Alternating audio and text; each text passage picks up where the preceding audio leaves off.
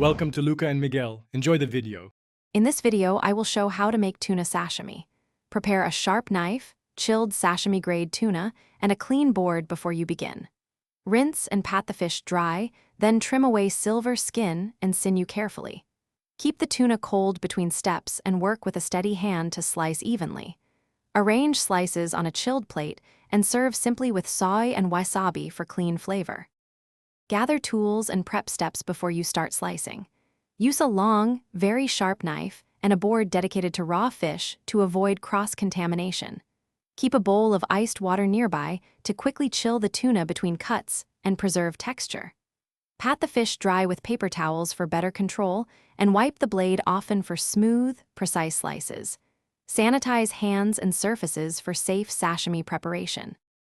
Quick recommendation: if you like prepping sashimi or meals, subscribe and like if this is helpful.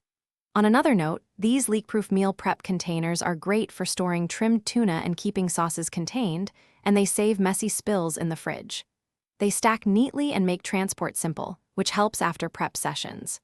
Check the description for the link and other deals, and thanks for the support. Now let's get back to the video.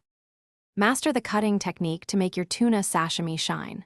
Hold the knife steady and use a single smooth pull stroke, avoiding sawing that tears the flesh.